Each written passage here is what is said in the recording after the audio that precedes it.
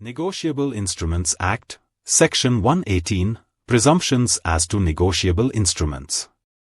Section 118 of the Negotiable Instruments Act, 1881 lays down certain rebuttable legal presumptions relating to promissory notes, bills of exchange, and cheques, which the court shall presume to exist until the contrary is proved. These presumptions are highly significant because they simplify commercial transactions, reduce the burden of proof in disputes relating to negotiable instruments, and continue to apply unless disproved by sufficient evidence.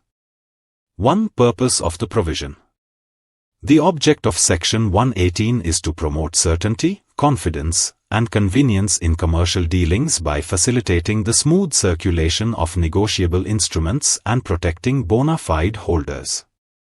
The provision reduces unnecessary technical disputes and places the burden of disproving the presumptions on the person challenging the instrument, thereby favoring its validity and reliability unless contrary evidence is produced. 2. Presumption as to consideration. The first presumption is that every negotiable instrument was made or drawn for consideration and that every acceptance, endorsement, negotiation, or transfer thereof was likewise supported by lawful consideration. Since consideration may consist of money, goods, services, or a legal obligation, the holder is not required to prove it initially, and the burden of disproving consideration rests on the person challenging the instrument. 3. Presumption as to date. The law presumes that every negotiable instrument bearing a date was made or drawn on the date stated therein, and unless proved otherwise, that date is treated as genuine for determining matters such as maturity and limitation periods. 4. Presumption as to time of acceptance.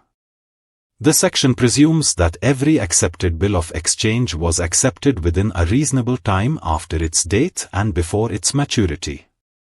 This presumption supports the regularity and validity of commercial transactions involving bills of exchange, and acceptance is deemed timely unless contrary evidence is produced. 5. Presumption as to time of transfer. The law presumes that every transfer of a negotiable instrument was made before maturity, thereby supporting the rights and legal protection generally available to a holder who acquires the instrument before it becomes due. 6. Presumption as to order of endorsements. Where several endorsements appear on a negotiable instrument, the law presumes that they were made in the order in which they appear, thereby facilitating determination of the chain of title, sequence of liability, and rights between the parties. 7. Presumption as to stamp. The section presumes that a lost promissory note, bill of exchange, or cheque was duly stamped, thereby protecting holders when the original instrument is unavailable due to loss. Without such a presumption, legitimate claims could be defeated and commercial confidence could suffer, so the law assumes compliance with stamp requirements unless the contrary is proved. 8. Presumption that holder is holder in due course.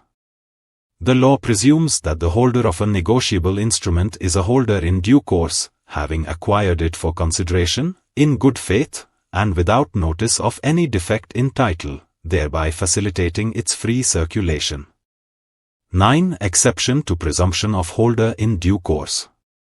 The proviso to clause G provides that where a negotiable instrument is obtained by fraud, offense, or unlawful consideration, the holder must prove that he is a holder in due course. 10. Burden of proof. The presumptions under Section 118 operate until rebutted, meaning that the court initially presumes the stated facts to exist unless sufficient evidence is produced to disprove them. For more details, contact us.